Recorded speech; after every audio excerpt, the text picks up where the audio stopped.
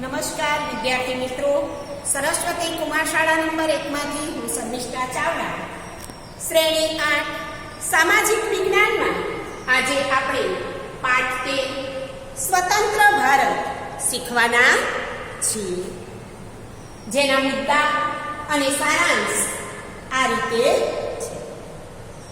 આ પહેલાના પ્રકરણમાં આપણે આઝાદી અને ત્યાર પછીનું ભારત કેવું હતું એના વિશે માહિતી મેળવી હતી. મિત્રો, હવે એ આઝાદી પછીનું જે ભારત હતું, 562 જે રજવાડાઓ હતા, એ રજવાડાઓને એકત્રીકરણ કરવાની જવાબદારી સરદાર વલ્લભભાઈ પટેલે ઉપાડી અને સૌ રજવાડાઓને એકત્રિત કરવામાં આવ્યા.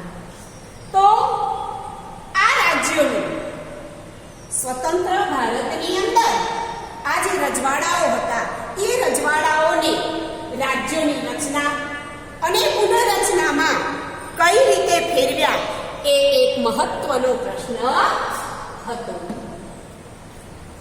સૌ પ્રથમ ભારત જ્યારે આઝાદ થયું ત્યારે દેશી રાજ્યોનું એકીકરણ થયું.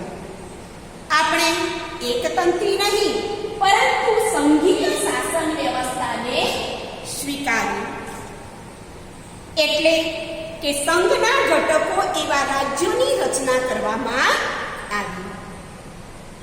આ અગાઉના બ્રિટિશ પ્રાંતો અને જે દેશી રાજ્યોના એકીકરણ થકી જે પ્રશ્નો ઊભા થયેલા, જે એકમો હતા, એ એકમોની શરૂઆત માટે અ, બ, ક અને ડ એમ 4 વર્ગોની અંદર આપણા જે રજવાડાઓ હતા, એમ એ રજવાડાઓને 4 વર્ગોમાં વિભાજિત કરવામાં આવ્યા. આ ચારેય પ્રકારના રાજ્યો તૈયાર કરવામાં આવ્યા, પણ એ રાજ્યોને એક સરખો દરજ્જો મળ્યો ન હતો. જો કે એ સૌ ભારતીય સંઘના અભિન્ન અંગ, અભિન્ન ભાગ હતા.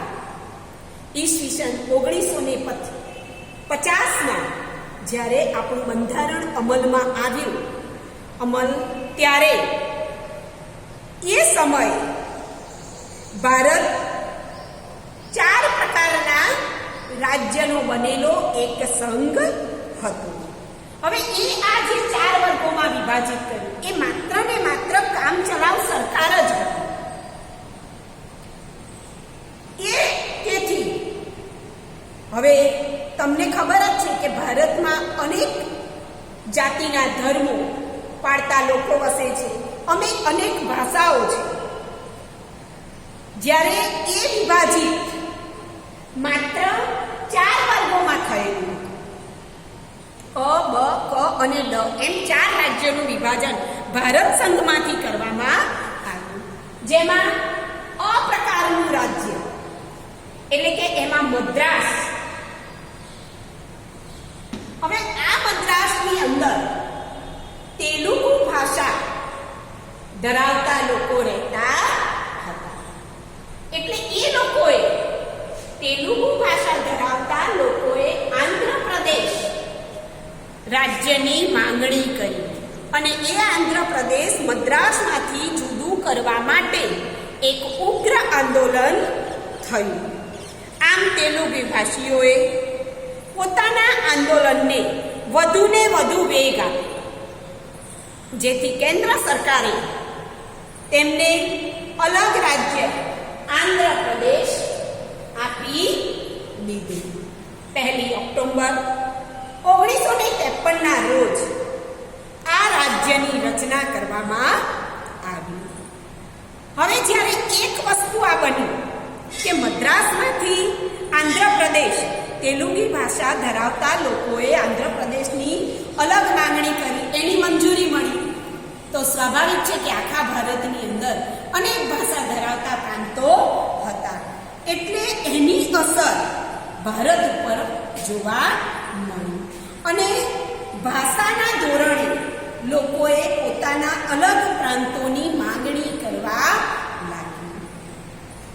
હા, 19 1920માં દસકામાં ભારતીય રાષ્ટ્રીય મહાસભાએ એવું જાહેર કર્યું હતું કે ભારત દેશ આઝાદ થશે એટલે દરેક મોટા ભાષાકીય વિસ્તારોનું પોતપોતાનું અલગ રાજ્ય હશે એવી જાહેરાત કરી હતી. પરંતુ સરકાર એકદમ તો આ નિર્ણય ન લઈ શકે. અધૂરામાં પૂરું ભારત બે ભાગલાઓમાં વહેંચાઈ ગયો હતો, હિન્દુ અને મુસ્લિમ, ભારત અને પાકિસ્તાન.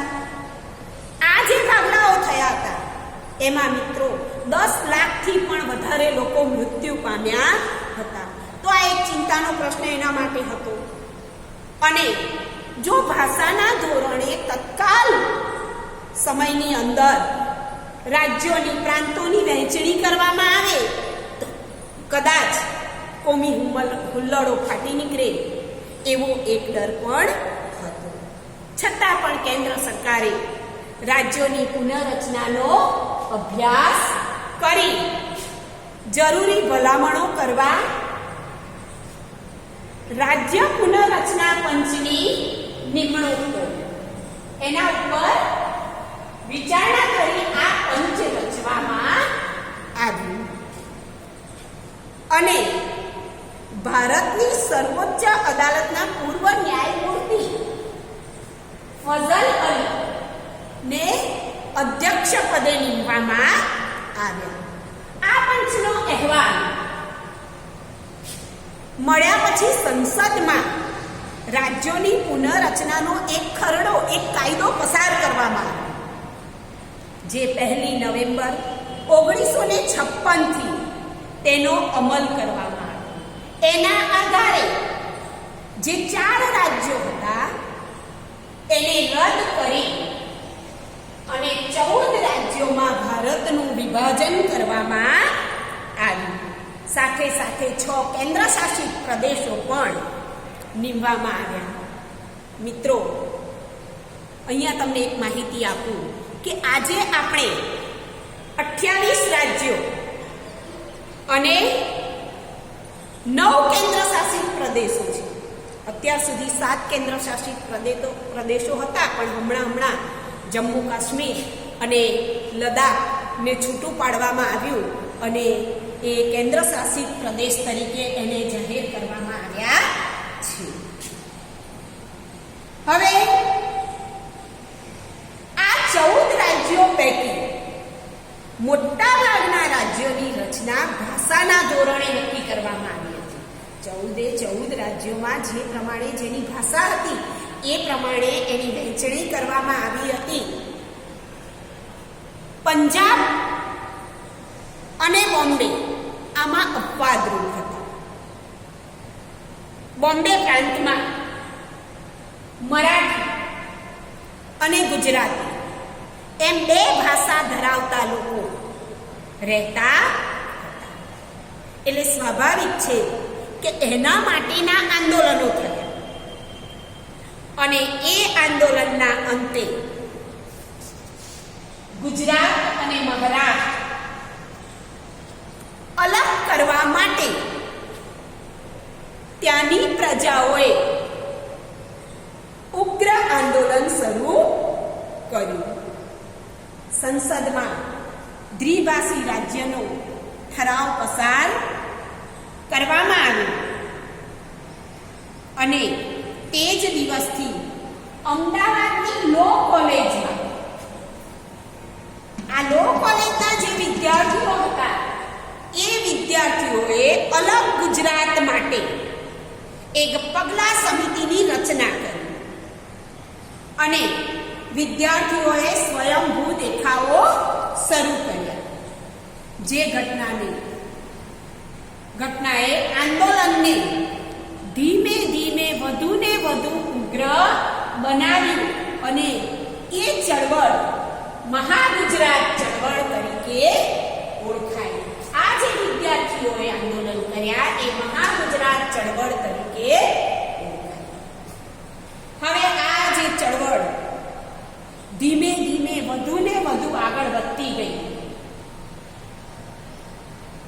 અને એને મુખ્ય આગેવાની એ ચળવળના રાહબર એટલે કે ઇન્દુલાલ યાજ્ઞિકે સંભાળી હતી.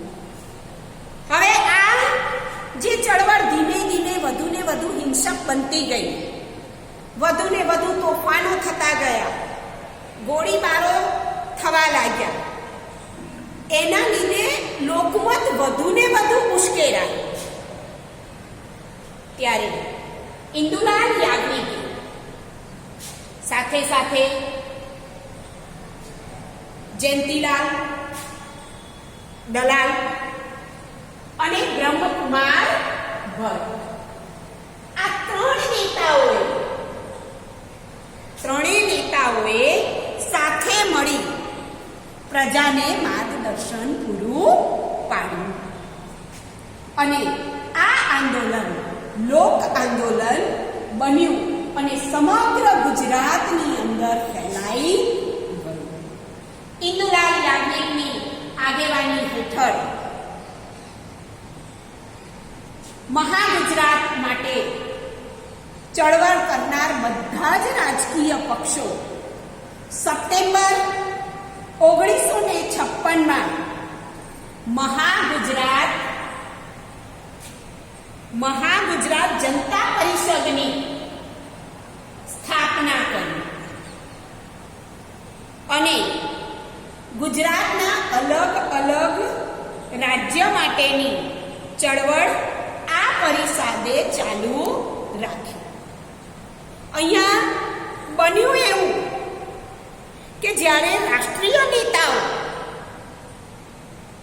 માર્ગદર્શન આપવા માટે આવતા કે સભાનું આયોજન કરતા, ત્યારે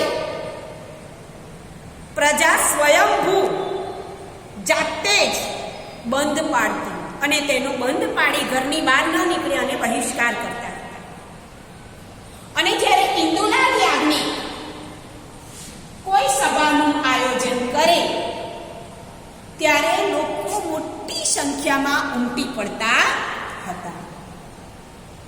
આ રીતે આ લડત ધીમે ધીમે ઉગ્ર બનવા લાગી અને ઇન્દુલાલ યાજ્ઞિકના સાથથી એ ચળવળ વધુ આગળ વધી પ્રજાના એ ચાચા તરીકે, જનતાના ચાચા તરીકે એ ઓળખાયા.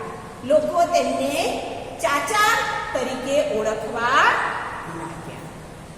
હવે આ ચળવળના અનુસંધાને અલગ ગુજરાત આપવાની વાત આવી અને ગુજરાત રાજ્યની સ્થાપના થઈ. 1960ની અંદર મુંબઈના દ્વિભાષી રાજ્યનું વિભાજન કરી અને ગુજરાતને, મહારાષ્ટ્ર અને ગુજરાત અલગ કરવામાં આવ્યા.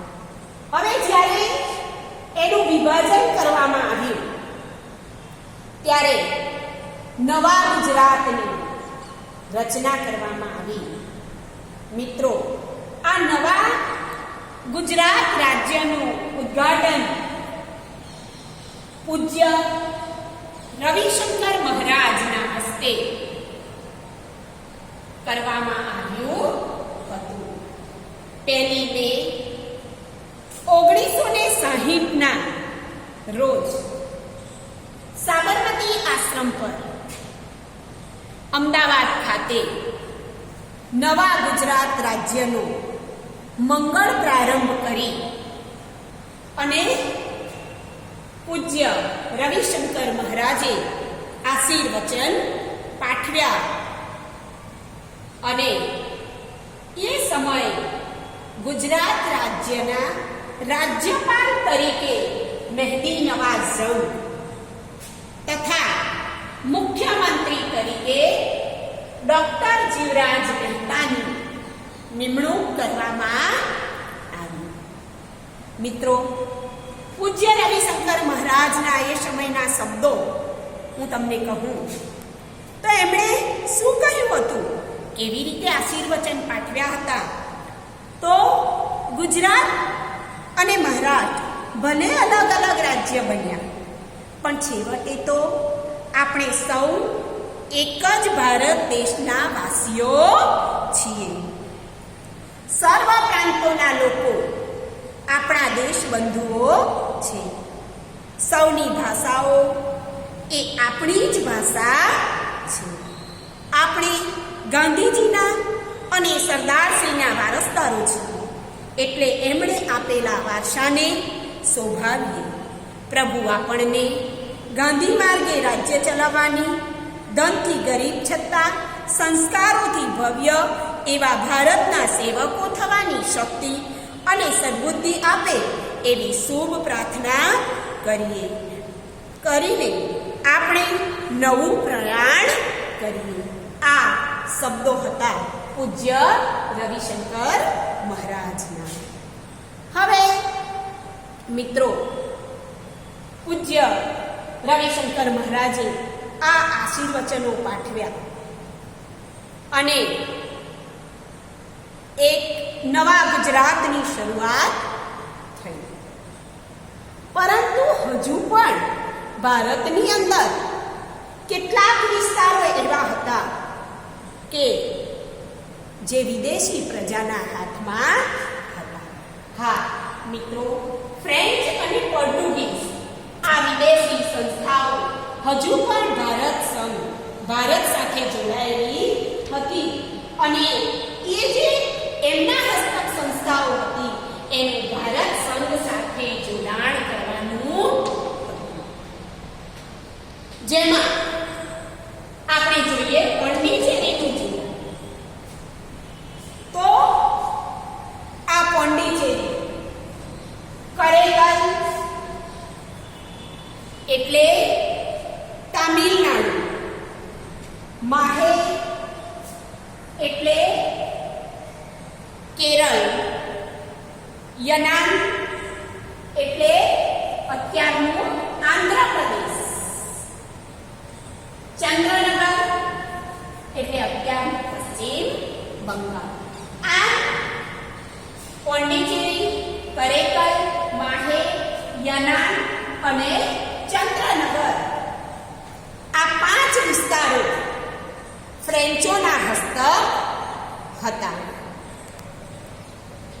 અહીંની જે પ્રજા હતી, અહીંના જે લોકો હતા એ ભારતીય સંઘ સાથે જોડાવા ઈચ્છતા હતા અને એના માટે એમણે એક ઉગ્ર ચળવળ ચલાવી. આ ચળવળ ને કચડી નાખવા માટે ફ્રેન્ચોએ પ્રયાસ કર્યો. 1948ની અંદર પોંડિચેરીમાં એક વિરાટ સભાનું આયોજન કરવામાં આવ્યું અને એમાં લોકોએ આ ફ્રેન્ચોને હિંદ છોડોનું એલાન કર્યું. હિંદ છોડી અને ચાલી જવા માટે કહ્યું.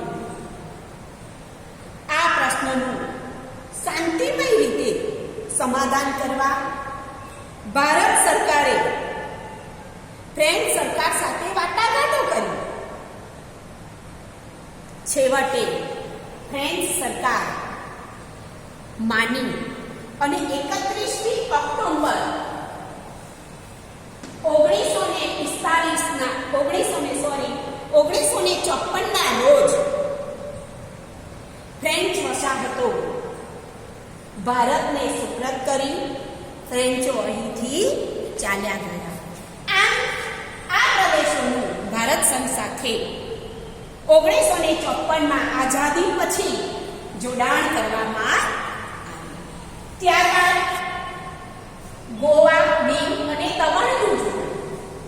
આ જે ફ્રેન્ચો હતા એના કરતા આ પોર્ટુગીઝો ખૂબ ઝડપી વલણ ધરાવતા હતા અને ગોવાને તો એ પોતાની પ્રતિષ્ઠા સમજતા હતા, પોતાના સામ્રાજ્યની પ્રતિષ્ઠા સમજતા હતા.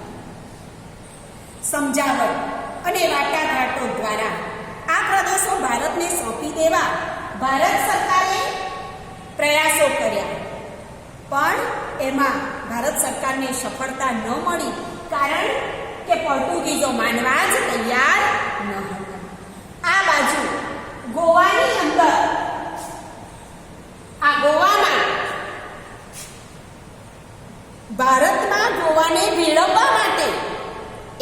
લોક આંદોલન થયું અને એ આંદોલને વેગ પકડ્યો અને 15 ઓગસ્ટ 1955માં ગોવા મુક્તિ આંદોલન દરમિયાન હજારો લોકોએ ગોવામાં પ્રવેશ કર્યો. ગોવામાં, દમણમાં અને દીવમાં પ્રવેશ કર્યો. આ જે પ્રવેશવાની અથડામણ હતી મિત્રો, એમાં લગભગ 200 જેટલા લોકો શહીદ થયા હતા. આ 200 સત્યાગ્રહીઓની શહીદતાને ભૂલી શકાય તેમ નથી. સત્યાગ્રહ અને સમજાવટ જેવા ઉપાયો કારગત નહીં નીવડે એમ આપણી સરકારને લાગ્યું, એટલે કે સફળ નહીં થાય. તેથી ભારત સરકારે ગોવાને મુક્ત કરાવવા માટે ઓપરેશન વિજય શરૂ કર્યું અને 17 અને 18 ડિસેમ્બર 1961માં તો એટલે 17એ શરૂ કર્યું અને 18મી બપોર સુધીમાં તો એનો નિર્ણય આવી ગયો. આ અભિયાન બપોર સુધીમાં પૂર્ણ થયું મિત્રો. ભારતીય દળોએ ગોવા, દીવ અને દમણ પોર્ટુગીઝોના હસ્તકમાંથી પોતાના હસ્તક કરી લીધા અને એમનો ધ્વજ ઉતારી ત્યાં આપણો રાષ્ટ્રધ્વજ ફરકાવી દીધો. એટલે પશ્ચિમી સામ્રાજ્યના જે રહ્યા ખડ્યા અંશો હતા, એ અંશો, એ અવશેષો પણ આજે ભારતની ધરતી પરથી દૂર થઈ ગયા. એ ખૂબ ખુશીની વાત હતી. આગળનો મુદ્દો છે મિત્રો, ભારત પાકિસ્તાન વચ્ચેના સંબંધો. આઝાદી પછી જે બે પ્રાંતો અલગ પડ્યા, ભારત અને પાકિસ્તાન, એના સંબંધોની વાત કરું તો મિત્રો આજે પણ આપણા સંબંધો તંગ છે, ખરાબ છે એમ કહીએ તો પણ ચાલે.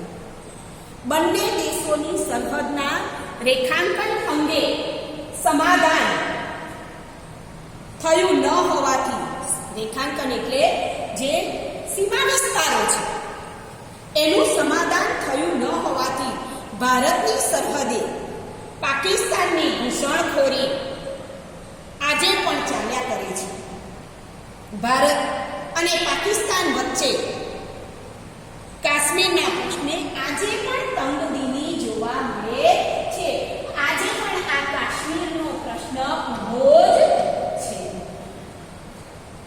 ભારત અને પાકિસ્તાન વચ્ચે એ અંગે 1948માં, 1965માં, 1971માં આમ ત્રણ વાર યુદ્ધો થયા છે.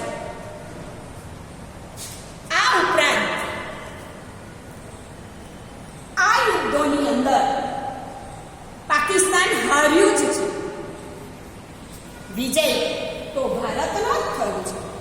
છતાં પણ 1999ની અંદર કારગિલ સરહદમાં 1999ની અંદર કારગિલ સરહદની અંદર પાકિસ્તાનના લોકો, સૈનિકો ઘૂસી આવ્યા ત્યારે ના છૂટકે ભારતે લશ્કરી બળનો ઉપયોગ કરવો પડ્યો અને એ સમયે પણ તેમને હરાવ્યા હતા. 1998માં ભારતે પરમાણુ પરીક્ષણ ન છૂટકે ચાલુ કર્યું. સાથે સાથે સામે પાકિસ્તાને પણ આ જ કર્યું. આમ બંને દેશો હવે પરમાણુ પરીક્ષણો કરવા લાગ્યા, પરમાણુ શસ્ત્રો ધરાવતા દેશો બન્યા. મિત્રો, દુઃખની વાત તો એ છે કે સારા સંબંધો બાંધવા માટે આપણી ભારત સરકારે જેટલી ઉત્સુકતા, જેટલી ઈચ્છા દર્શાવી છે, એનો યોગ્ય પ્રતિભાવ ક્યારેય પાકિસ્તાન તરફથી આપણને મળ્યો નથી. અને ખરેખર એ એક ખેદજનક બાબત છે. ભારતની વાત કરું મિત્રો, આજનું આપણું ભારત તમે બધા જુઓ છો. આજે લગભગ 73 વર્ષ આઝાદીને આપણે 73 વર્ષ વિતાવી ચૂક્યા છે. ત્યારે બંધારણે નક્કી કરેલા આદર્શોને આપણે સિદ્ધ કર્યા છે. પંચવર્ષીય યોજનાઓને અમલમાં મૂકી ભારતમાં ઔદ્યોગિક વિકાસ સાધ્યો છે. સુતરાઉ કાપડ, ખાંડ, લોખંડ પોલાદ ઉદ્યોગો, ઇજનેર, રસાયણ, કોલસા ઉદ્યોગ, દરેક ક્ષેત્રમાં આપણે સારો વિકાસ કર્યો છે. ઔદ્યોગિક ચીજ વસ્તુઓની બાબતમાં આપણે પોતે સ્વાવલંબી બન્યા છે. આ ઉપરાંત ઇલેક્ટ્રોનિક્સ તથા ઉર્જા, ખનિજ તેલ, કોમ્પ્યુટર, માઇક્રોચિપ્સ, ટેલિકોમ્યુનિકેશન, સ્ટીલ, ખાતર, સિમેન્ટ, પેટ્રોકેમિકલ્સ જેવા ઉદ્યોગોને પણ વેગ મળ્યો છે. હા, ઘણા બધા વિદેશીઓ એવો માનતા હતા કે ભારત દેશ, આ વિદેશીઓનું શું માનવું હતું, આ વિવેચકોનું શું માનવું હતું કે ભારત દેશ એક દેશના રૂપમાં નહીં ટકી શકે. કેટલાક લોકો માનતા હતા કે ભારતને લશ્કરી શાસન હેઠળ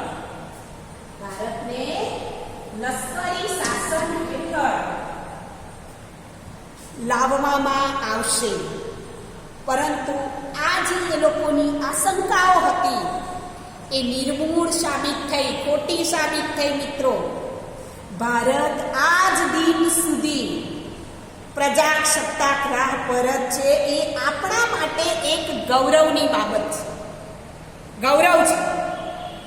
અહીંના લોકોની ભાષા, ધર્મમાં વિવિધતા છે, છતાં પણ આપણું રાષ્ટ્ર એક છે. જ્ઞાતિના ભેદભાવ છે, છતાં પણ આપણે સૌ એક થઈને રહેલા છીએ. અને ઔદ્યોગિક, વૈજ્ઞાનિક, આંતરમાળખાકીય સુવિધાઓ, કૃષિ અને શૈક્ષણિક વિકાસમાં આજે આપણા રાષ્ટ્રએ પ્રગતિ કરી છે. હા મિત્રો, બીજી એક સત્ય વાત એ છે કે આજે આપણે ક્યારેક જ્ઞાતિના ભેદભાવના છમકલા જોઈએ છીએ. બંધારણમાં ધર્મ નિરપેક્ષતાનો આદર્શ હોવા છતાં પણ જુદા જુદા ધાર્મિક સમૂહો વચ્ચે આપણે ત્યાં ધર્મ નિરપેક્ષતા છે. કોઈ પણ ધર્મ, કોઈ પણ વ્યક્તિ પાળી શકે છે.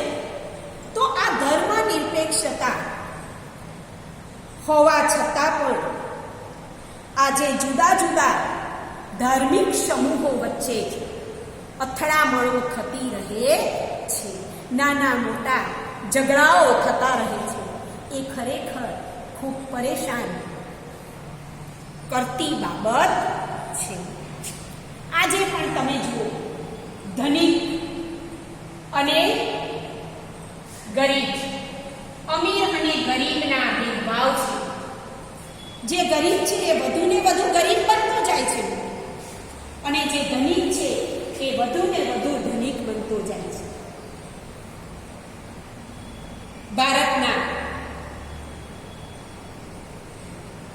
અંદર તમે જુઓ, ભારતની અંદર મોંઘવારી વધી છે, જેના કારણે ભ્રષ્ટાચાર અસહ્ય થવા લાગ્યો છે.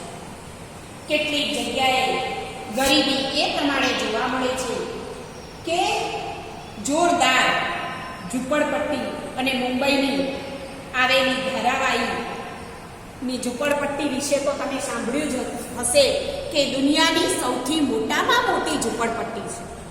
તો આમ અમીરી, ગરીબી, મોંઘવારી અને ભ્રષ્ટાચાર જે વ્યાપ્યો છે એના લીધે ખરેખર એક દુઃખ વ્યક્ત થાય છે. આપણું બંધારણ કાયદાની દ્રષ્ટિએ બધાને સરખા ગણે છે, પરંતુ વાસ્તવિક જીવનમાં અમુક ભારતીય બીજાની સરખામણીએ વધુ શક્તિશાળી બન્યો છે.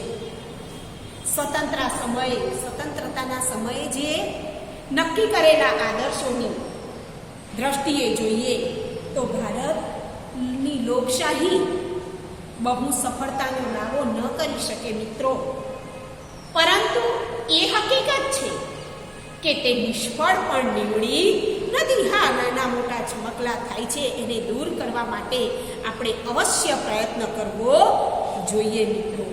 તો ખરેખર અખંડ ભારત જે સરદાર પટેલનું સપનું હતું એને આપણે સાકાર કરી શકીએ. જે કૂદકે ને ભૂસકે આપણી પ્રગતિ થઈ રહી છે એના વિશે મહાત્મા ગાંધીના અનુયાયી મીરાબહેન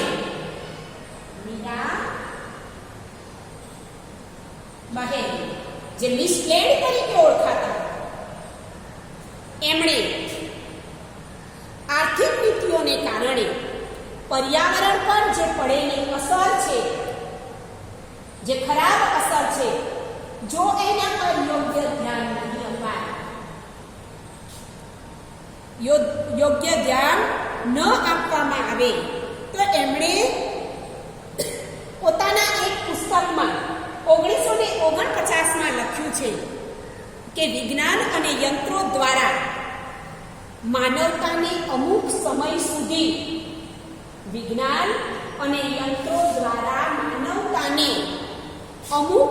સુધી ફાયદો થશે, પરંતુ અંતે તો એને તબાહી જ મળશે.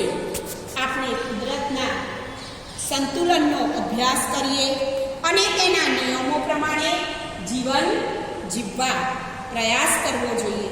ત્યારે જ આપણે સ્વસ્થ અને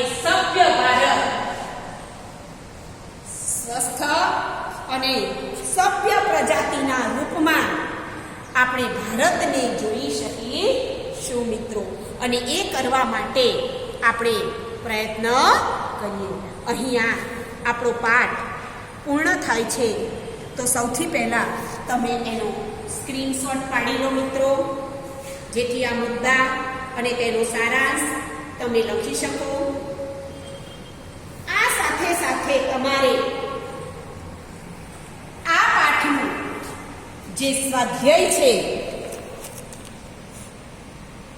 એ સ્વાધ્યાય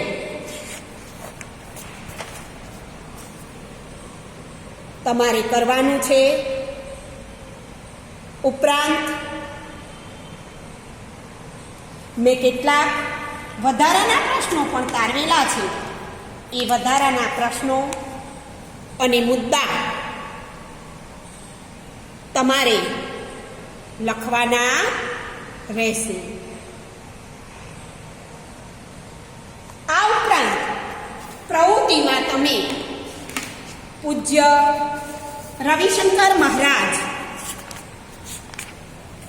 એમના વિશેની ટૂંકમાં માહિતી, આ છે એમનો ફોટો મિત્રો. આવી રીતે તમે ફોટો ચોંટાડી અને એમના વિશેની ટૂંકમાં માહિતી પ્રવૃત્તિમાં કરશો. નવા વિડીયો સાથે ખૂબ ઝડપથી મળીશું મિત્રો. અસ્તુ.